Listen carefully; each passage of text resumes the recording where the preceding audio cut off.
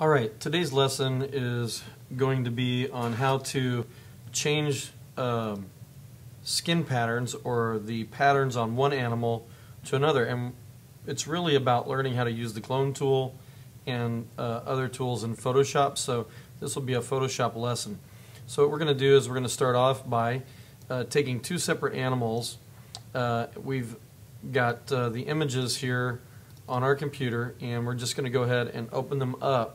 And what we're going to do with these images is we're going to take one pattern from one animal and replace that image or that pattern onto the other. And so what you have to do is you have to find two animals. Now everything works in this. What you want to do is you want to try to find two animals that have completely opposite patterns, like you see here. One with the tiger with these stripes, and then this very large pig or hog that has nothing. And so what we're going to do is replace this. Now you can use birds, sharks, dolphins, zebras, elephants, snakes, anything that has a pattern on it, skin, you can replace onto another one. And actually quite a few students usually get into this project and enjoy it, because it's a lot of fun.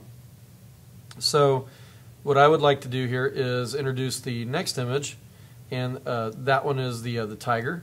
And so what we're going to do here is we're going to take this guy and put his skin pattern on the pig. Now you can see here what's critical is the size of this image, and that's the reason why we always have rulers on. This is only about a 4 1/4 inches, while this image is about a 7-inch image, but you can see that the pig isn't quite that big.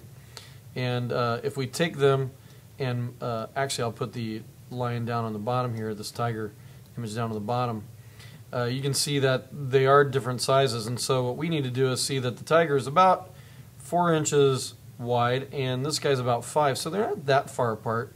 But I am going to take the tiger and I am going to resize this image. So I'm going to use the image menu, and I'm going to go to my image size, and we're going to make him about an inch larger. We'll take him up to 5 or 5.5. Let's just go ahead and do 5.5. Now I highlight the width. These two are locked together. You see a little link here, and so when I change the number on top, it's going to change the number of the height, and if I change the height, it'll do the same here. So it doesn't matter which one you change as long as you change it. You do not want to change the dimensions of these images by the pixels. We're going to use the ruler. More people know how to use a ruler than they do pixels, so it's much more common, and so that's why we use a ruler. Now I've got an image that's a little bit larger, and now these two images can relate to each other in terms of the actual size of the animals and the image. Okay?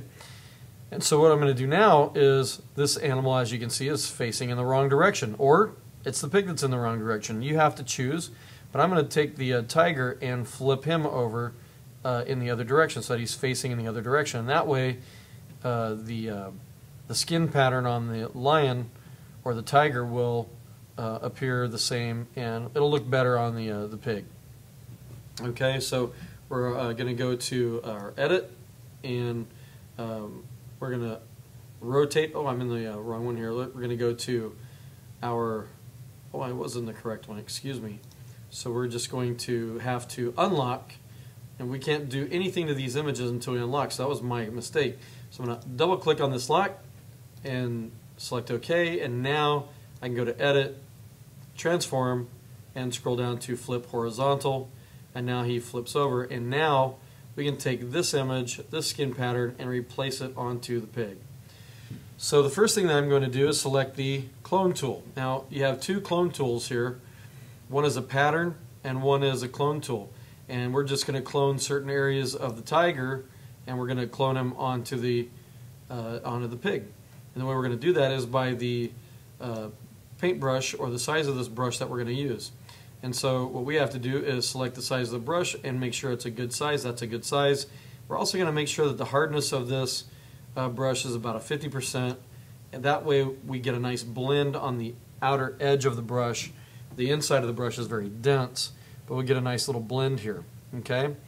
Now what we're going to do is we're going to select the pig, and again we're going to unlock him and say OK, and we're going to add a new layer. The reason for this is we want to change the pig, but we don't want to damage or change the original image of the pig. So we're going to put a layer over the top of the pig, and we're going to go ahead and use that layer so that we can put the skin pattern on there, and that if we make a mistake, then we can go ahead and change it later.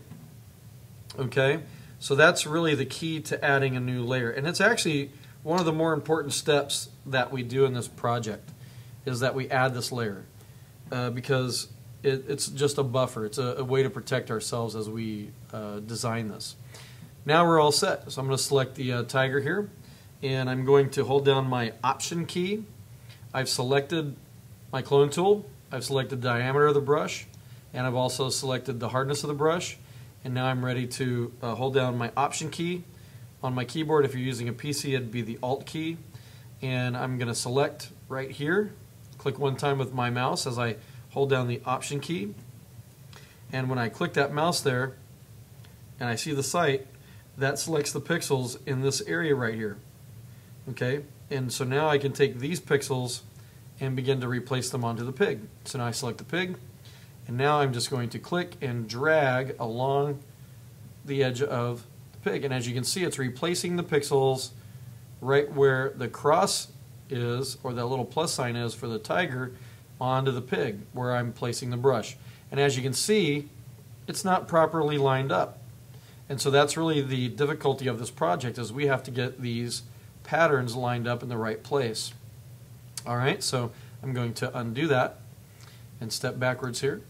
And so what I'm going to do is try to use the tiger image here in a way such that I can replace it on the pig without putting in the background.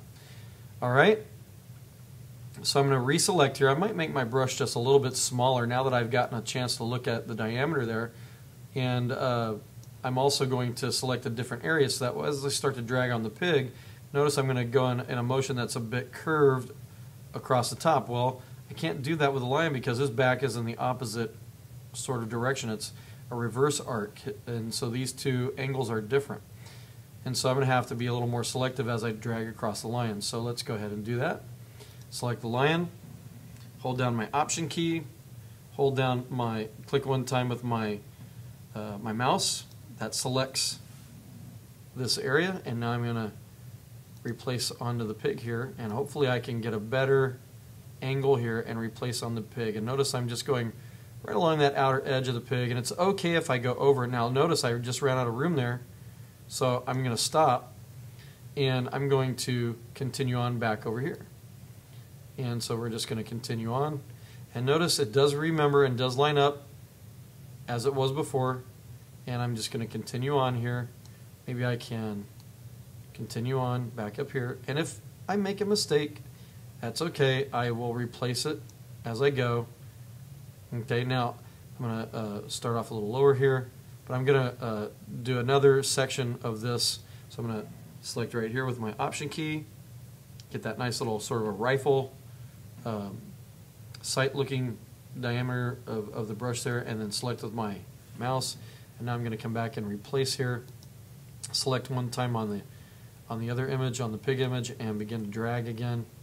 And even if they don't line up perfectly, that's okay. We can always come back later and work with this. And I'm going to blend some areas in also, so I'm just going to keep continuing on here until I run out. I'm going to stop right there. I'm always watching the tiger image with that little crosshair, and I'm watching the image that I'm creating up here because I don't want to run out of room. And as you can see, it's a difficult task. And so I'm going to have to come back and rework right through here. I'm going to have to rework the top. We're also going to do the ears and the face and the legs. So this is part one. If you have any questions, come see me, email me, and we're going to continue on to part two of the lesson. So go to part two and you'll see how we wrap this up.